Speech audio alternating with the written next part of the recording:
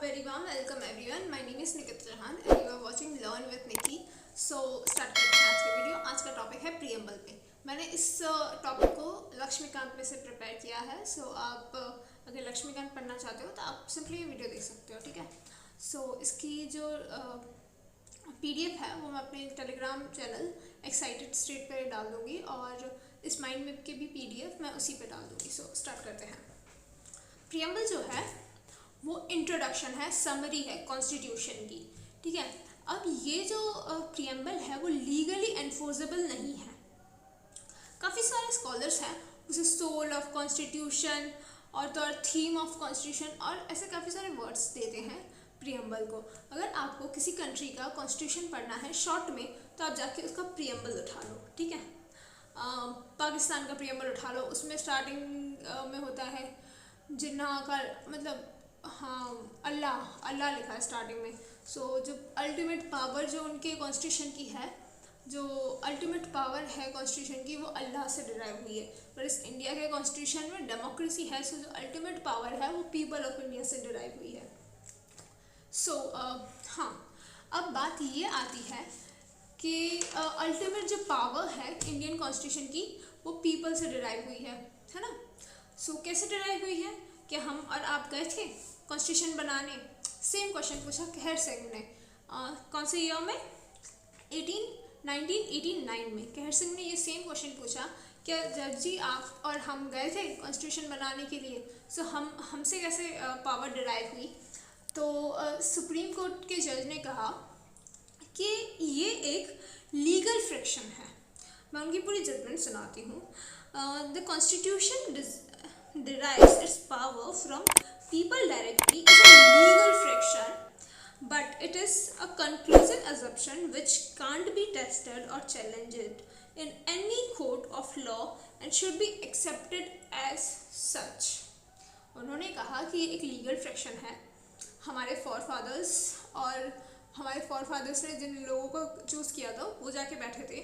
सो ये एक legal friction है, ये जैसा है वैसा ही इसे एक्सेप्ट करो, ऐसा कहा था सुप्रीम कोर्ट के जज ने, ठीक है। ये था खैर Singh versus union of India के 1989 में, जिसमें ये कहा गया कि ये जो we the people of India है इसे आप एज सच एक्सेप्ट करो क्योंकि ultimate power people of India की है और इसके ऊपर और कोई बात नहीं होगी और किसी कोर्ट में से चैलेंज नहीं किया जाएगा, ठीक है। सो क्या प्रियम्बल की कोई लीगल पावर है जिससे फंडामेंटल राइट्स को हम कोर्ट में जाके रिट्स के साथ चैलेंज कर सकते हैं और बाकी सारे कॉन्स्टिट्यूशन के प्रोविजंस को हम हाई कोर्ट में सुप्रीम कोर्ट में जाके चैलेंज कर सकते हैं एक्सेप्ट DPSP। क्या इसकी कोई लीगल पावर है? नहीं है, इसकी कोई लीगल पावर नहीं है अनलेस एंड अनटिल एम्बिग्यूटी की सिचुएशन आ जाए सुप्रीम कोर्ट के पास। अब क्या है ये एम्बिग्यूटी मतलब कन्फ्यूजन की सिचुएशन। जैसे ये है आर्टिकल 1, ये है आर्टिकल 2, ये दोनों आर्टिकल एक दूसरे से क्लैश कर रहे हैं, दोनों एक दूसरे के सामने आ रहे हैं। ये एक साइड है, ये दूसरी साइड, दोनों एक एक आर्टिकल बता रहे हैं जो एक दूसरे से क्लैश कर रहे हैं। ऐसी सिचुएशन में सुप्रीम कोर्ट क्या करेगा? सुप्रीम कोर्ट तो हाईएस्ट कोर्ट है ना, वो तो आगे जा नहीं पाएगा। सो वो क्या करेगा? वो प्रियम्बल उठाएगा, ठीक है। वो प्रियम्बल उठाएगा। अब इस प्रियम्बल के अंदर देखेगा तो जो कीवर्ड्स हैं वो कौन से साइड के साथ ज़्यादा मैच कर रहे हैं और उस हिसाब से वो अपने डिसीजन देगा। दूसरा क्वेश्चन ये है, क्या प्रियम्बल कॉन्स्टिट्यूशन का पार्ट है? सुप्रीम कोर्ट ने इस पे भी दो इंटरप्रिटेशन दी हैं, एक थी ट्रेडिशनल और दूसरी है मॉडर्न। सो ट्रेडिशनल इंटरप्रिटेशन ये थी, ट्रेडिशनल इंटरप्रिटेशन दी गई थी री बेरीबेरी केस के ऊपर। सो ये जो केस, ये जो री बेरीबेरी है ना वो एक जगह का नाम है। सो ये केस में क्या कहा सुप्रीम कोर्ट ने? सुप्रीम कोर्ट ने कहा कि preamble is not a part of constitution. अगर इसे हटा भी दे तो ज़्यादा कुछ फ़र्क नहीं पड़ेगा, ठीक है, ऐसा कहा गया। और फिर जो मॉडर्न थ्योरीज हैं उसके अंदर पहला है केशवानंद भारती केस जो 1973 में आया था। 1973 में आया था। तो केशवानंद भारती केस में उन्होंने ये कहा कि प्रियम्बल जो है वो कॉन्स्टिट्यूशन का पार्ट है और उसके 3 साल बाद ही कॉन्स्टिट्यूशन में अमेंड किया, प्रियम्बल में अमेंडमेंट पार्ट है तो उसमें अमेंडमेंट हो सकती है ना। तो इसके अंदर अमेंडमेंट की गई आर्टिकल 368 के अंदर, प्रियम्बल के अंदर, और इसके अंदर तीन और न्यू वर्ड्स जोड़े गए जो कि थे सोशलिस्ट, सेक्युलर एंड इंटीग्रिटी। सो ठीक है। और दूसरा था एक LIC ऑफ इंडिया का केस जो 1995 में आया था। उसके अंदर भी सुप्रीम कोर्ट ने कहा कि प्रियम्बल जो है वो कॉन्स्टिट्यूशन का इंटीग्रल पार्ट है। ठीक है। अब ये था, अब क्वेश्चन तो आप आंसर तो आपको मिल गया। प्रियम्बल जो है वो कॉन्स्टिट्यूशन का पार्ट है। और दूसरी चीज़ याद रखने वाली ये है कि प्रियम्बल कॉन्स्टिट्यूशन से इंफीरियर होता है हमेशा।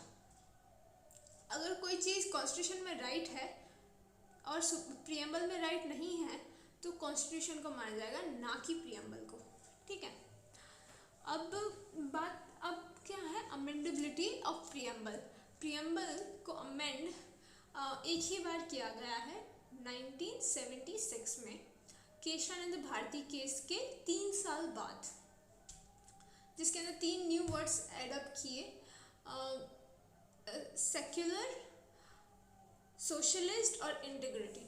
ठीक। अब ये जो 3 वर्ड्स हैं 42nd कॉन्स्टिट्यूशन अमेंडमेंट के अंदर ऐड अप किए गए। अच्छा, अमेंडमेंट कौन से आर्टिकल से होती है? 368 आर्टिकल से। ठीक। अब क्या आता है कि जो 4 मेन इंग्रेडिएंट्स थे प्रियम्बल के, उसमें से पहला तो मैंने आपको बता दिया, we the people of India. People of India से डायरेक्ट पावर मिलती है। ठीक है। दूसरा है इसकी जो डेट है कॉन्स्टिट्यूशन के इनेक्ट होने की, वो इसमें दी गई है, अडॉप्ट होने की वो इसमें दी गई है 26 नवंबर 1949 को। और दूसरा नेचर ऑफ इंडियन स्टेट बताया है, सोवरेन, सेक्युलर, सोशलिस्ट, फिर डेमोक्रेटिक, रिपब्लिकन, ये 5 उसकी नेचर है। और ऑब्जेक्टिव ऑफ कॉन्स्टिट्यूशन है 4, जस्टिस, लिबर्टी, इंटीग्रिटी, फ्रेटर्निटी। ठीक। सो ये सारे जो वर्ड्स हैं, socialist, secular, democratic, sovereign, justice, liberty, equality, fraternity, ये सारे ना इसके कीवर्ड्स हैं जो कि हमें याद रखना है। अब ये सारे जो कीवर्ड्स हैं इनके ऊपर मैं अलग से वीडियो अपलोड करूँगी। So that's all for today's video. Thank you. अगर अच्छा लगा हो और लाइक, शेयर, सब्सक्राइब कीजिए।